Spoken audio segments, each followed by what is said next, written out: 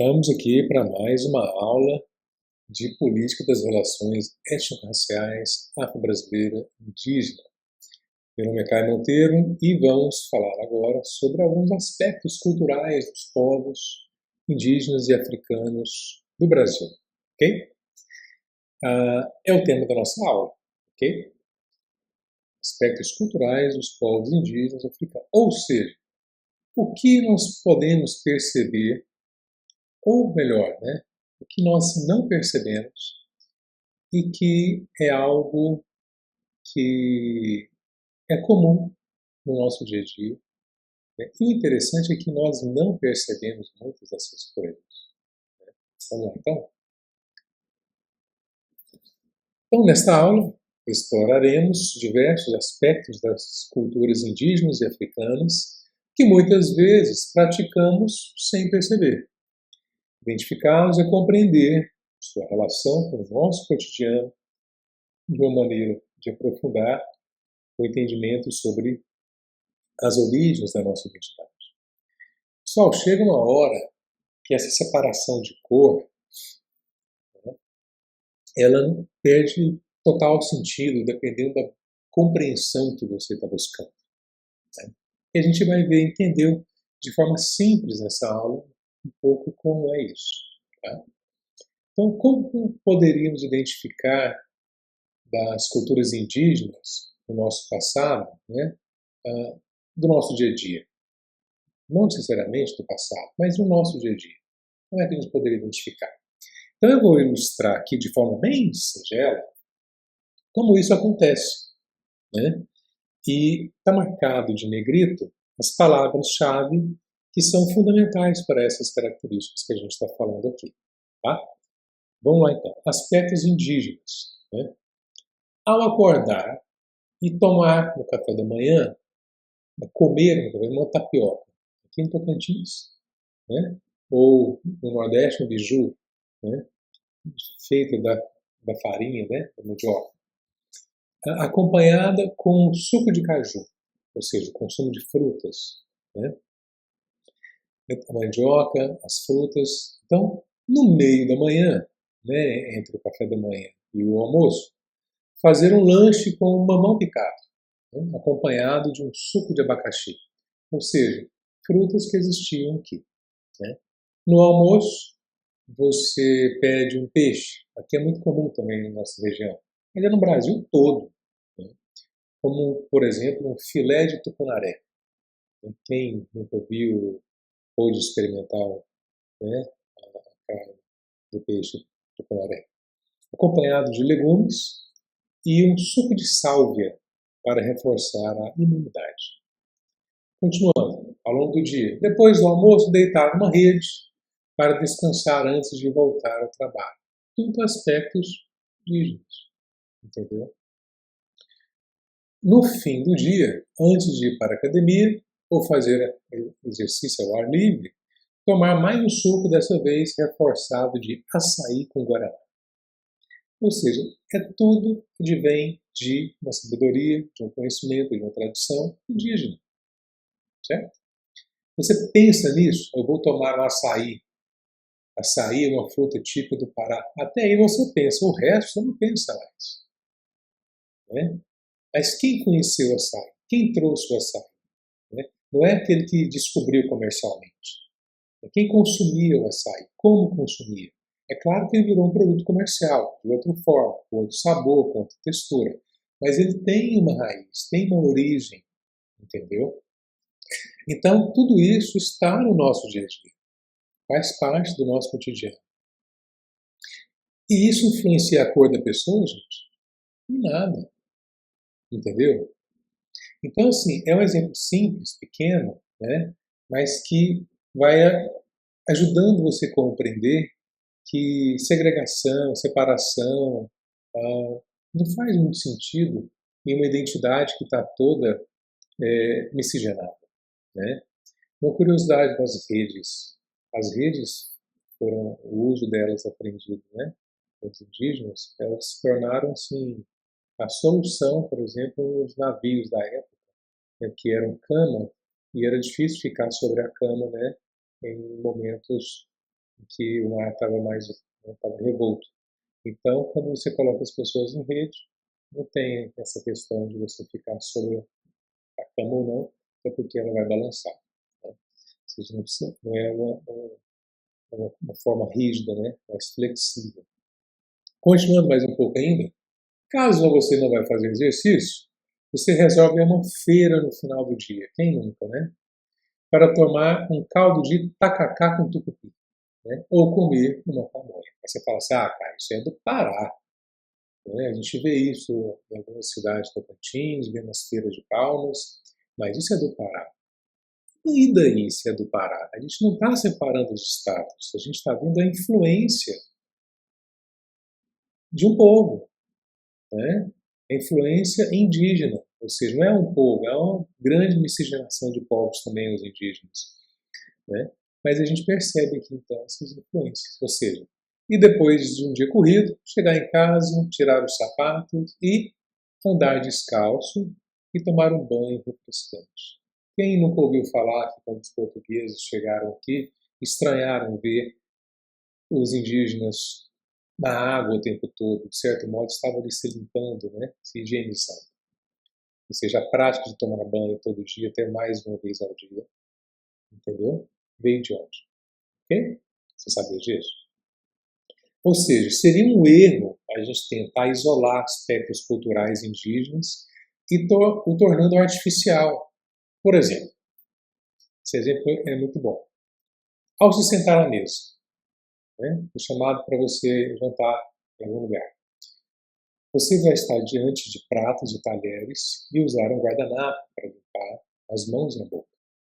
Isso são hábitos indígenas, aprendidos com eles? Não, isso são hábitos da etiqueta europeia.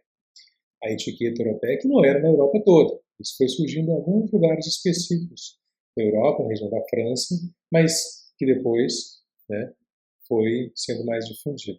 Então a etiqueta vem de um grupo.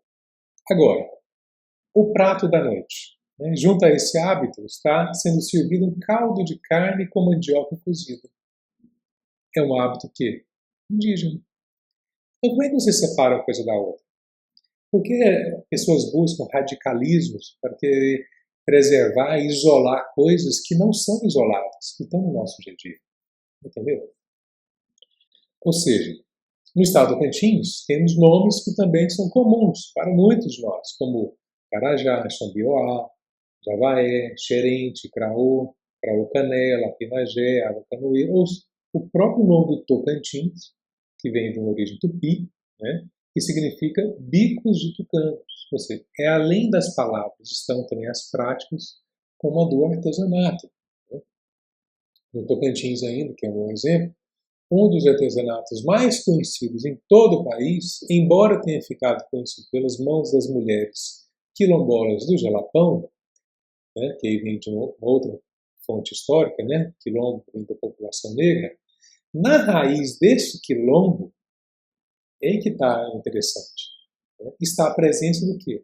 Indígenas, que deu origem ao quilombo de Mumbuca. Dos vários quilombos que tem no Tocantins, existem vários dele, que a origem dele foi a união, geralmente de um homem negro com uma mulher indígena, entendeu? E a prática do artesanato não veio da população de origem africana da época colonial, e sim a costura veio da raiz indígena. Só que isso se misturou e formou o quilombo, entendeu? Então aquela pureza racial que as pessoas buscam, isso não existe, não faz sentido.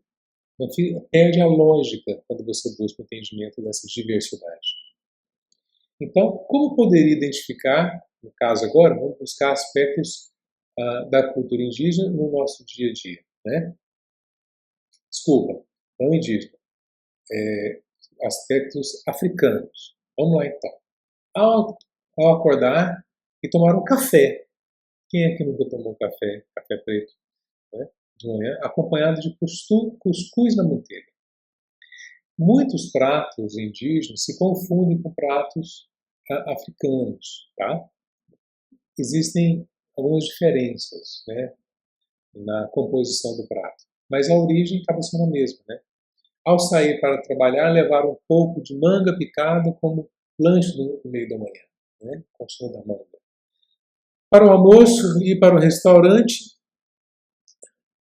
e depois a gente busca aqui nos slides, né? E pedir uma moqueca de camarão. Já comeu uma moqueca? Né? De peixe, de camarão, bem de outras coisas também, né? De legumes. Depois do almoço, comer um pedacinho de doce de coco, que que chegou no Brasil como característica da população africana. E no final do dia, antes de fazer exercício, tomar uma vitamina de banana com uma pitada de canela e gengibre. Já experimentou? No jantar, fazer para a família um bobó de camarão. Né? Ou seja, são pratos que estão no nosso dia a dia, que você não conhece, mas estão aí. Né? A gente não conhecer não significa que não faz parte das nossas raízes também. Ou seja, os aspectos africanos, a comida, ela acaba sendo um exemplo mais direto de fácil entendimento dos aspectos culturais de determinada região da população. Muitos pratos, ingredientes conhecidos como quiabo, amendoim, azeite de dendê, a pimenta malagueta, o jiló, o inhame, a acarajé, o caruru, o mungunzá, o vatapá, o abará, o angu, o quibebe, o xinxim e outros. Ou seja, esses originalmente eram usados como comida de santo, ou seja, comidas que eram oferecidas às divindades religiosas cultuadas pelos negros. E aí você vê a grande miscigenação que é hoje em dia. Né? A relação da comida com a religiosidade é a comida do dia a dia. Né? E muitos outros, como o angu, cuscuz, a feijoada, azeite de dendê, leite de coco.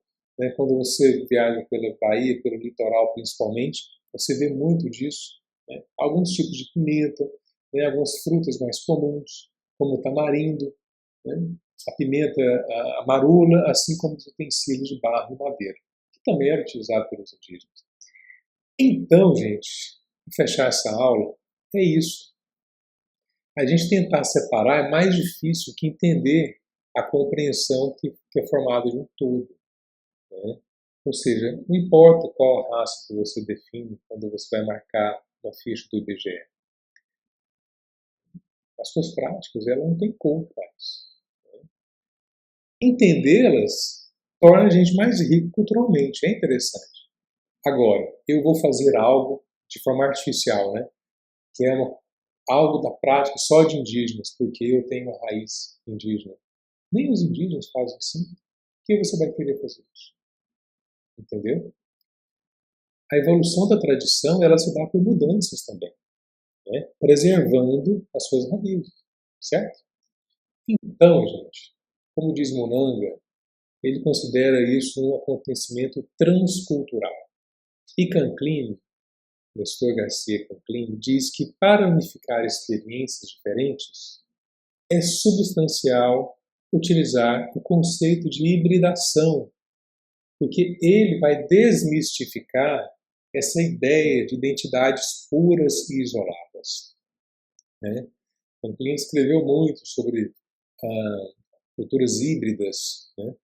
Ou seja, como isso vai se misturando até chegar das regiões, né, mais inóspitas até as mais urbanizadas, como esses povos estão ali.